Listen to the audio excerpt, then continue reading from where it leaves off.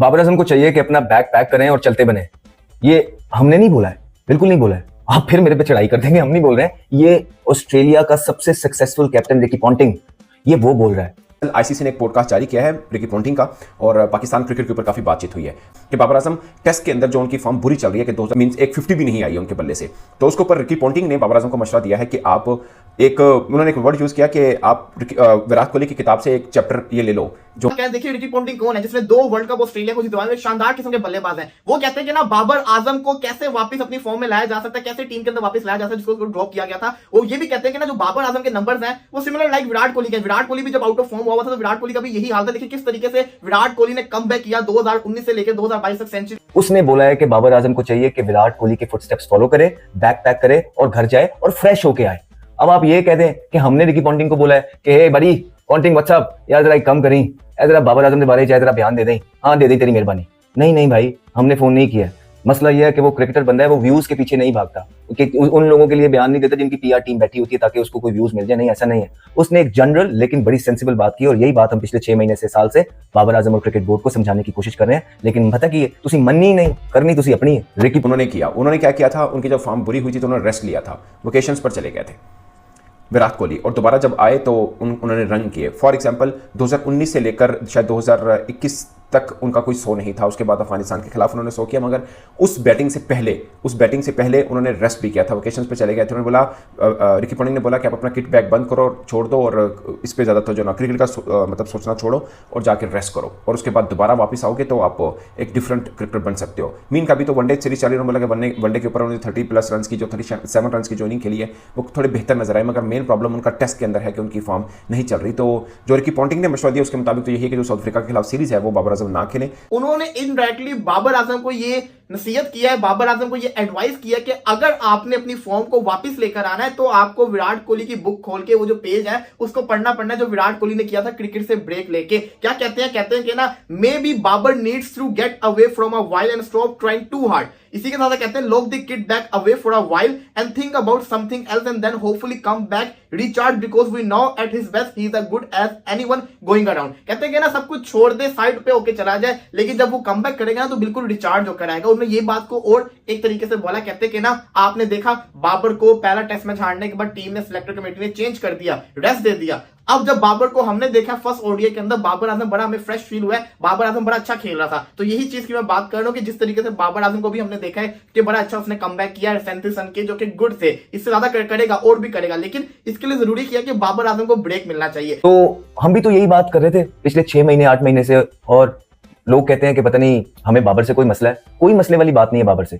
अब आप ये भी कहेंगे कि पॉन्टिंग को भी हमने फोन किया, हाँ जी पॉन्टिंग की हाल है, ठीक ठाक है, ऐसा यार है बयान दे दें बाबर के बारे में। अच्छा हाँ ठीक है ओके। तो भाई हमने नहीं किया है, ऐसा नहीं होता है। मसला सिर्फ इतना है, कोई भी क्रिकेटर होगा जो अपने मुल्क के साथ मुखलिस होगा वो सही मशवरा देगा, ना कि किसी एक फैन की तरह या चंद व्यूज के लिए जहां की हवा होगी उसके पीछे जाता रहेगा। यकीन जानिए वो लोग मुल्क के साथ मुखलिस नहीं है, वो सिर्फ अपने व्यूज के लिए और खबरों में रहने के लिए और हेडलाइंस बन जाए कि लोगों की पीआर टीम जो है ना उनकी तस्वीरें लगा के वो सोशल मीडिया पे वायरल, उनकी खुशी सिर्फ इसमें है।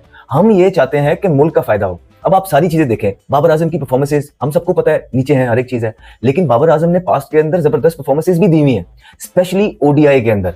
और जिस तरह की ये इनिंग कल खेल रहे थे, कल के परसों के गालिबन मैच के अंदर, उनकी फीट मूवमेंट्स अच्छी चल रही थी, वो बॉल पे फास्ट बॉलर्स पे चढ़ के खेल रहे थे, उनकी रनिंग बिटवीन द विकेट्स, उनकी कॉलिंग अच्छा लग रहा था, कॉन्फिडेंट लग रहे थे। लेकिन in the end of the day हुआ क्या, 37 स्कोर बनाए। उस 37 स्कोर पे भी हमने तारीफ की कि यार चलो कोई बात नहीं, मुल्क का नंबर 1 बैट्समैन है इस फॉर्मेट में, जिस भी टीम के खिलाफ परफॉर्मेंसेस आपने की हैं, एटलीस्ट आपने कंसिस्टेंटली इस फॉर्मेट में परफॉर्मेंसेस की, हमने आपको मोटिवेट रखा कि हाँ कोई गल नहीं, हो जाता, खैर है। आपको याद होगा 2021 में जब विराट कोहली आए हैं तो उसके बाद उन्होंने ठीक ठाक रन किए। 2022 के अंदर जबरदस्त किस्म के उन्होंने इनिंग खेली थी मेलबर्न के अंदर, और एकदम डिफरेंट नहीं कह सकते, मतलब पुराने वाले विराट कोहली बनकर सामने आए थे। फिर 2023 वर्ल्ड कप के अंदर वो 765 रन उन्होंने किए थे, और man of the tournament, better of the tournament वो करार पाए थे वर्ल्ड कप की अगर हम बात करें तो विराट कोहली का बेसिकली फार्मूला यही था कि उनका बल्ले से जब रन नहीं बन रहे थे तो उन्होंने वेकेशंस की थी, रेस्ट किया था पर्सनल रीजन करार देकर। और अब रिकी पॉन्टिंग बाबर आजम को ये मशवरा दे रहे हैं कि आप भी यही कीजिए, अगर आप रेस्ट करेंगे, मेंटली तौर पर रिलैक्स होंगे तो दोबारा जब टेस्ट के अंदर आएंगे तो आप अच्छे रन कर सकते हैं। फिर रिकी पॉन्टिंग ने बाबर आजम की तारीफ भी की, उन्होंने बोला कि ये वो बल्लेबाज हैं जो तो जब हम किसी बड़े बल्लेबाजों का जिक्र करें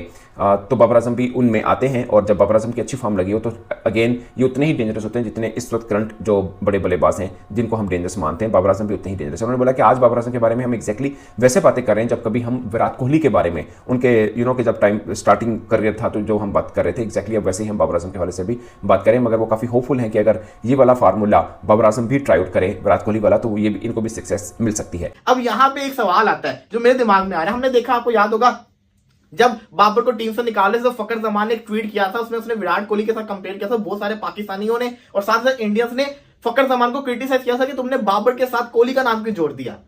हालांकि फकर जमान ने उस वक्त विराट कोहली की कोई इंसल्ट नहीं की थी, उसने कंपेयर किया था। उसने बताया था कि जिस तरीके से बीसीसीआई ने कोहली को सपोर्ट किया, पीसीबी भी बाबर को सपोर्ट करे। उसने कंपेयर नहीं किया था, उसने बताया था दो बोर्ड अपने प्लेयर्स को कैसे, अपने आइकॉनिक प्लेयर्स को कैसे लेके चलते हैं। सिमिलरली रिकी पॉन्टिंग की अगर मैं बात करूं तो उन्होंने भी बाबर आजम की बात करते हुए विराट कोहली का नाम क्यों लेकर आए, क्योंकि उनको पता है कि बाबर और विराट कोहली जो है वो एक टाइप के प्लेयर है, प्लेयर एक टाइप के, लेकिन विराट कोहली ने बहुत कुछ अचीव किया हुआ है, बाबर ने अभी तक वो अचीव नहीं किया हुआ। हम कंपेयर नहीं कर रहे हैं, बात कर रहे हैं एक टाइप के प्लेयर है जो कि वन डाउन पे खेलते हैं, टीम की इनिंग्स को बिल्डअप करते हैं, टीम की बैकबोन है। सिमिलरली अगर देखें विराट कोहली ने बड़ी मैच विनिंग नॉक्स खेली, बाबर ने नहीं खेली भी, लेकिन कहने का मकसद यह है कि उन्होंने विराट कोहली का नाम लिया ना, उन्होंने बताया कि विराट कोहली भी बैड फेस आया था, उन्होंने कैसे किया। हालांकि बड़े सारे क्रिकेटर्स में बैड फेस आया, उन्होंने विराट कोहली की एग्जांपल दी। विराट कोहली की एग्जांपल देने का मकसद ये होता है कि विराट कोहली की जब आप एग्जांपल देते हो ना तो आपका ये पूरी दुनिया विराट कोहली को फॉलो करती है। लेकिन क्या आपको खुद लगता है बाबर आजम को कि इतनी इन्वेस्टमेंट के बाद एज ए सीनियर प्लेयर मुल्क को आपसे 37 रन की इनिंग चाहिए या 137 रन की इनिंग चाहिए? ये खुद वो अपने आप को भी उनको पता होगा कि 137 रन की इनिंग चाहिए, मैच विनिंग इनिंग चाहिए। लेकिन क्योंकि पीछे पास्ट के अंदर परफॉर्मेंसेस इतनी नीचे हैं, T20 के अंदर हमने देखा वर्ल्ड कप में एक हुआ, क्वालिफाई भी नहीं कर पाए। उससे पहले भी सारा ये T20 में सहवाग ने बात की, माइकल वॉन, हम भी वही बात करते रहे कि दुनिया से एक स्टेप पीछे रह गए। T20 के अंदर दुनिया आगे की तरफ चली गई है। फिर टेस्ट के अंदर भी आप देखें 35-37 करके आउट होते रहे, फोकस लूज कर जाते हैं, फिटनेस का प्रॉब्लम नजर आया जिसकी वजह से इंसान जब सेट होकर आउट होता है तो यही वजूहत निकलती हैं और 15-20 इनिंगें हो गई, उसमें भी परफॉर्मेंस नहीं। लेकिन वनडे क्रिकेट में आपकी परफॉर्मेंसेस हैं, आपने परफॉर्मेंसेस की है, और आपको मशवरा एक यही देगा क्योंकि आपका नाम अभी चल रहा है, बाबर आजम का टीम के अंदर है और वो टूर्नामेंट खेल रहे हैं। आपने इन वीडियो से या जो रिकी पॉन्टिंग ने कहा है ये अभी के लिए दूर रहना है। आप ओडीआईज खेल लीजिए, उसके बाद आप ये वीडियो देख लीजिए, अपने बड़ों के साथ डिस्कस कर लीजिए T20 सीरीज के अंदर कि आपने करना क्या है, किस तरह आपने वे फॉरवर्ड अपना तलाश करना है ताकि उसमें आपका सबसे पहले फायदा हो, उसके बाद मुल्क का भी तो उसी में फायदा ना जब आप अच्छी फॉर्म के अंदर होंगे। तो हमने तो दोनों, हमारी तो विन विन सिचुएशन ही इसी में है कि बाबर आजम भी अच्छी फॉर्म के अंदर वापस आए, फिट वापस आए, मेंटली फ्रेश वापस आए और आके वो मुल्क को मैचेस जितवाएं। तो ये है विन विन सिचुएशन। नमस्कार दोस्तों, जय हिंद। दोस्तों आपने वीडियो देखा होगा, वीडियो में किस प्रकार से पाकिस्तान मीडिया काफ़ी हैरान नजर आ रहा है रिकी पॉन्टिंग की बातें सुनकर के। दोस्तों आपको बता दें कि बाबर आजम के खराब फॉर्म को चलते रिकी पॉन्टिंग ने उन्हें आराम करने की सलाह दी है। दोस्तों आपको बता दें कि ऑस्ट्रेलिया के महान क्रिकेटर रिकी पॉन्टिंग ने पाकिस्तान के बल्लेबाज बाबर आजम को फॉर्म में वापसी करने के लिए विराट कोहली द्वारा अपनाए गए तरीके का इस्तेमाल करने का सुझाव दिया है।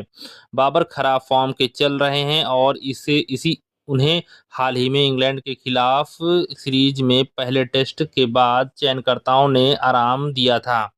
पाकिस्तान के पूर्व कप्तान ने टेस्ट में पिछले 18 पारियों में अर्थ तक नहीं लगाया और T20 विश्व कप 2024 में बल्ले से भी अच्छा प्रदर्शन नहीं किया। इंग्लैंड के खिलाफ टेस्ट सीरीज के बाद राष्ट्रीय टीम में वापसी करते हुए उन्होंने ऑस्ट्रेलिया के खिलाफ पहले वनडे में 37 रन बनाए और बाबर के खराब फॉर्म पर टिप्पणी करते हुए पॉन्टिंग ने कहा पाकिस्तान को उन्हें अपनी टीम में वापस लाने के लिए तरीके खोजने जरूरी होंगे। इसी पे दोस्तों पूरा वीडियो है। अगर दोस्तों वीडियो अच्छा लगा हो तो हमारे चैनल जरूर सब्सक्राइब कीजिएगा, लाइक कीजिएगा। दोस्तों मिलते हैं नेक्स्ट वीडियो में। धन्यवाद दोस्तों, जय हिंद।